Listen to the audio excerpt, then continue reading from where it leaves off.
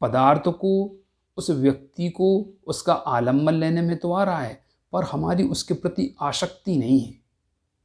अनासक्ति का ये मतलब नहीं है कि हमें उसको प्राप्त ही नहीं करना है। जैसे जीव के प्रति अनासक्ति है, इसका मतलब ये नहीं हो गया कि हम अपने परिवार वालों को छोड़ दें, या अजीब द्रव्य के प्रति अनासक्ति भाव का मतलब ये नहीं हो गया कि हमने अपना घर परिवार सब छोड़ दिया, हमने अपने जो संसाधन हैं उनको छोड़ दिया, अपने काम धंधे को छोड़ दिया, आपके घर में के अंदर जो सामान है उनको आपने यूज़ करना बंद कर दिया। इसका अर्थ ये नहीं है। आपको अटैच नहीं होना है उनसे, एक मोह भाव जो होता है उसके प्रति वो नहीं रखना है। एकदम अनासक्त और शांत परिणामी रह के आपको एकदम तटस्थ रहना है उसके प्रति, है ना। और असावधानी का अर्थ क्या हो गया? असावधानी को हम प्रमाद भी कह सकते हैं, है ना। असावधानी को हम क्या कह सकते हैं? प्रमाद भी कह सकते हैं। हमारी उस चीज के प्रति थोड़ी सी प्रमाद के कारण, प्रमाद अज्ञान के कारण नहीं, प्रमाद के कारण। अज्ञान में और प्रमाण में अंतर है। कोई ज्ञानी भी प्रमादी हो सकता है, अज्ञानी तो प्रमादी हो सकता है, ज़रूरी नहीं है कि अज्ञानी भी प्रमादी हो।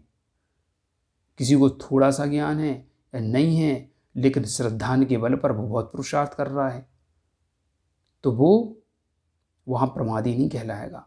लेकिन किसी को बहुत ज्ञान है लेकिन वो प्रमादी है, वो उस काम को करना नहीं चाहता। अपन जगत में देखते हैं ना कि कोई व्यक्ति हो जो कोई बात नहीं सुन रहा हो और अपन उसको समझाने पहुँच जाएं, तो वो क्या बोलेगा? मुझे मत सिखाओ, मुझे सब पता है।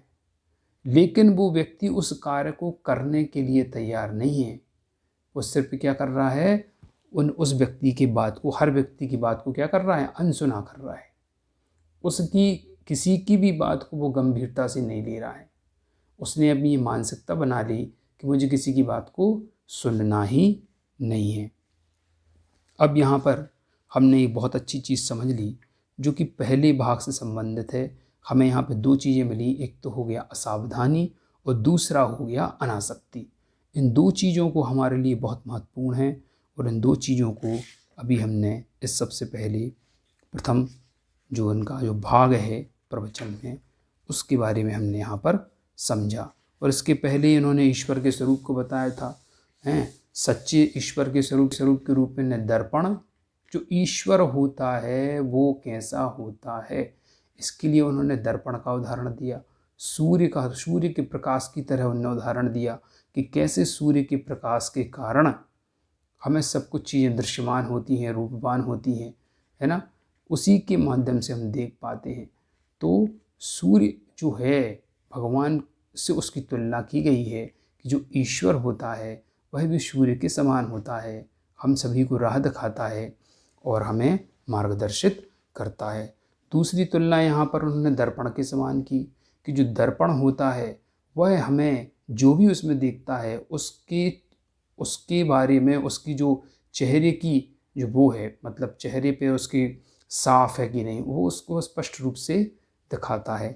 तो ऐसे भगवान जो होते हैं, जो भगवान के बिंब होते हैं, वह भी हमें क्या करते हैं? हमें मार्ग दिखाते हैं। हम मंदिर में जाते हैं तो वहाँ पर भगवान का क्या, दर्पण के समान ही तो है भगवान, है क्या।